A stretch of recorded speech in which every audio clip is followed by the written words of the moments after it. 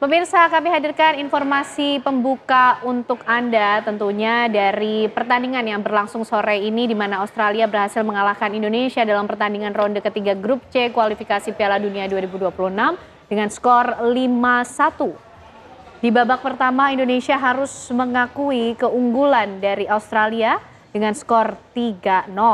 Sementara 2 tambahan gol lainnya tercipta pada babak kedua. Ya, kemenangan memperkuat posisi Australia pemirsa dalam upayanya lolos ke putaran final Piala Dunia 2026. Sementara itu, bagi Indonesia, laga berikutnya melawan Bahrain di Jakarta harus menjadi momentum kebangkitan Garuda untuk menjaga asa lolos ke Piala Dunia 2026. Lantas, apa faktor utama yang menyebabkan Indonesia takluk dari tuan rumah Australia?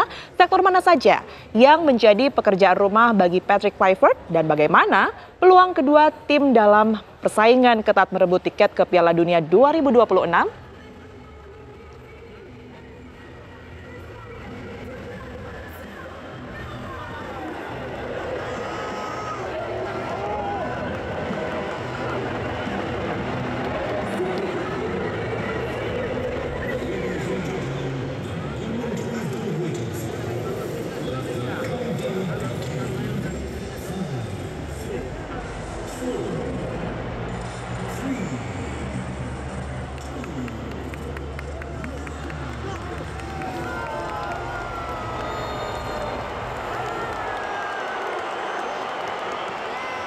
Bisa di restoran tapi nonton.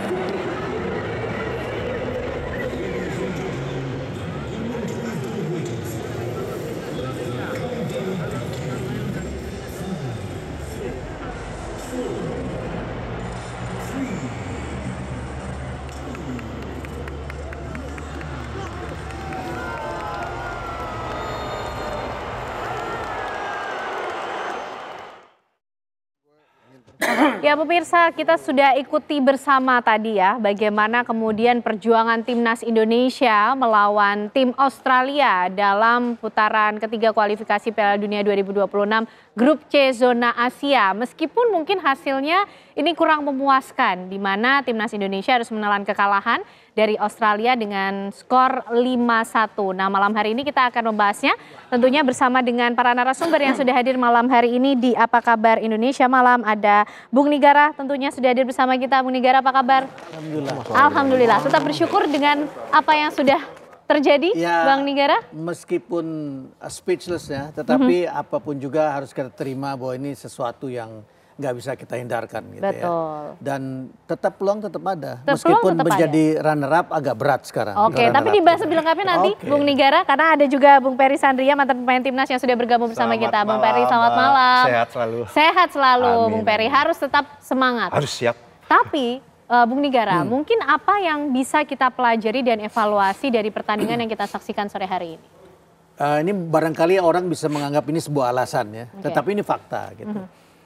Pelatih baru melatih tadi kemarin 1 hari, pemain baru berkumpul 1 hari, mayoritas pemain. Ya. Sehingga tentu saja banyak hal yang belum bisa terjadi gitu. Nah kemudian saya kemarin diskusi dengan beberapa teman wartawan lah ya, salah satu diantaranya saudara Edi Lahenko, wartawan senior juga, wartawan sepak bola. Dia kenal juga nih Edi Lahenko. Ya. Nah kita udah ngomong bahwa pelatih ini nggak mungkin bisa menerapkan strategi yang jitu karena situasi waktu gitu.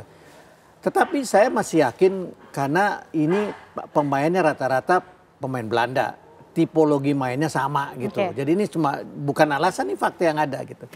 Tapi kemudian fakta di lapangan ternyata emang nggak bisa gitu. Jadi butuh waktu yang lebih panjang, butuh strategi yang lebih jitu, butuh dialog-dialog yang lebih intens dengan pemain, sehingga dengan kondisi seperti itu maka apa yang diinginkan pelatih strateginya bisa jalan.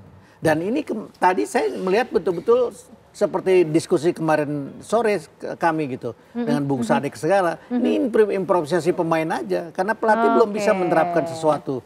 Jadi memang cukup challenging untuk mengkondisikan timnas Indonesia dengan pertemuan yang begitu singkat. Nah, masih ada 3 pertandingan, tapi 2 pertandingan yang utama yang saya kira mudah-mudahan ini juga nggak melampaui, ini 2 melawan Bahrain dan melawan Cina, Cina kita bisa menang. Baik, Bung Nigara, Bang Peri, ditahan dulu, kita ingin lihat dulu juga bagaimana situasinya saat ini di Australia, langsung bersama dengan Bung Effendi Ghazali di sana. Bung Ege, bagaimana situasinya di Australia setelah pertandingan yang berlangsung? Ya, terbagi 2 lah, atau terbagi 3 malah. Yang salah sepertiga itu merasa tetap optimis seperti Abangda M. Nigara. Toh masih ada beberapa pertandingan, kalau tidak langsung 2 besar, ya ke putaran keempat gitu. Sepertiga yang lain pulang dengan wajah relatif agak sedih ya, harus diakui. Penonton kita sangat banyak ya.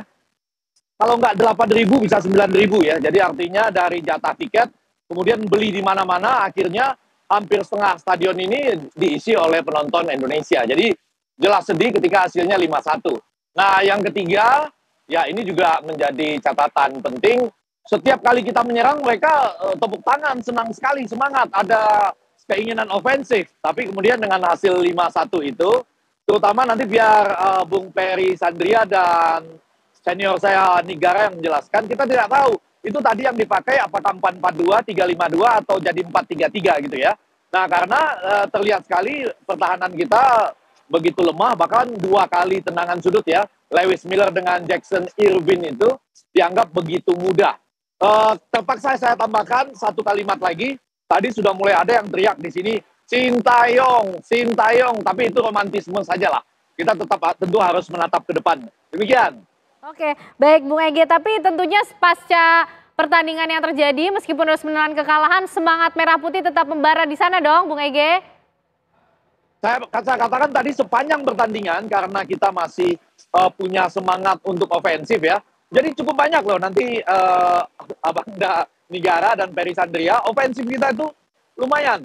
Tetapi begitu Australia masuk gitu ya, itu di sekitar kotak penalti kita, itu kita sangat takut menontonnya gitu ya. Jadi terlihat pemain-pemain yang dipasang baru itu, Dan James misalnya, agak terpancing naik, bahkan Kevin Dix juga ikutan terpancing naik gitu ya.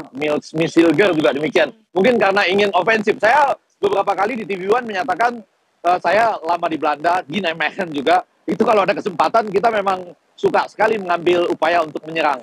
Jadi ketika menyerang semuanya tetap semangat, tetapi ketika hasilnya mulai menunjukkan 3-1, 4-1 ya, dan kemudian 5-1, memang sebagian semangatnya turun. Saya belum tahu nanti, mungkin di luar stadion ketemu lagi, tapi selama kita menyerang, selama itu dukungan tetap ada.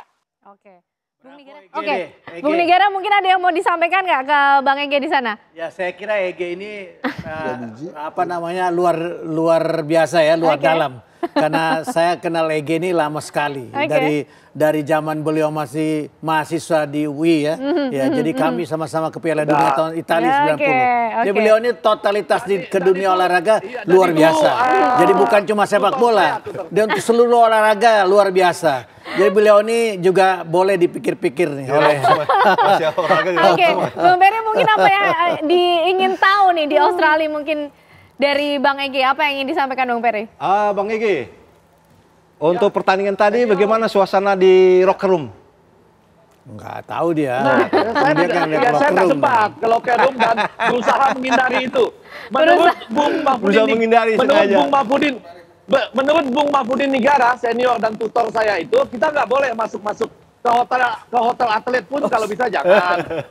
Itu juga room jangan. Tapi saya mendengar dari Pak Sumarji, senior saya Bang Peri Sandria, dia mengatakan semuanya siap turun ya. Artinya semuanya fit.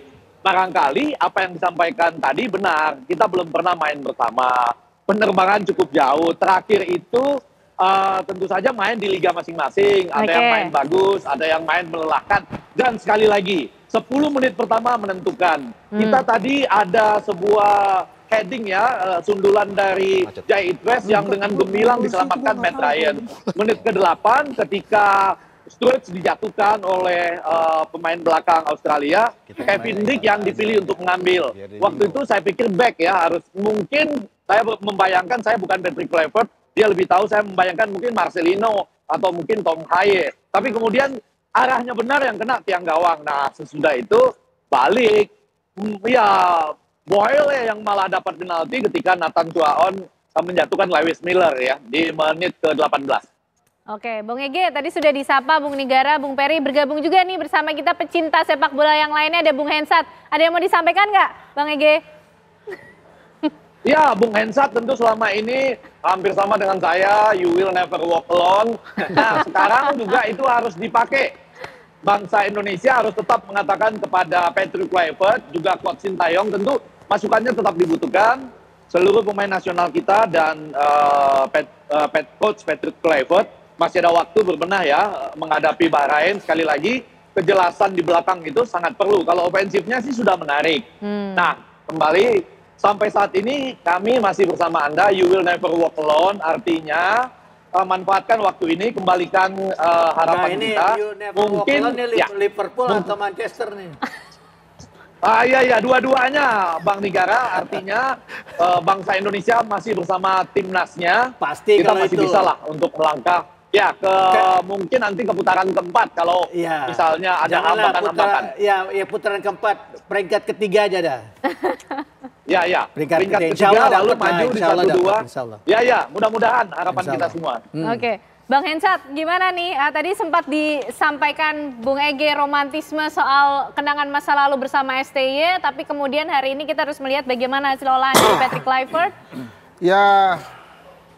Ya mau gimana lagi ya, udah hasilnya begitu. Tapi kalau menurut saya sih memang kita hampir saja membuat kejutan di awal tuh ya. Tapi yang menurut saya sih catatan yang perlu digarisbawahi, kelihatannya memang komunikasi di pemain belakang kita tuh lemah sekali ya. Terutama pada saat kita menerima gol kedua dan gol ketiga, itu kan bahkan gol 3 melongo tuh para pemain belakang kita. Tapi memang ya harus diakui namanya tuan rumah yang kita lawan, dan memang secara histori mereka lebih baik dari kita. Ya kita masih ada kesempatan melawan Bahrain, mudah-mudahan peringkat ketiga bisa, walaupun tadi sih saya sempat lihat Bahrain Jepang katanya masih 0-0 ya. Nah, kalau memang hasilnya seperti itu ya kita memang harus menang melawan Bahrain. Ini adalah hasil yang di luar dugaan saya sih, di luar dugaan kita semua menurut saya. Walaupun tadi ada hiburan dari Ole Romeni ya, yang ya mudah-mudahan ini membawa angin segar lah buat persepak bola Indonesia nanti, terutama pada saat tanggal 25 nanti di GBK.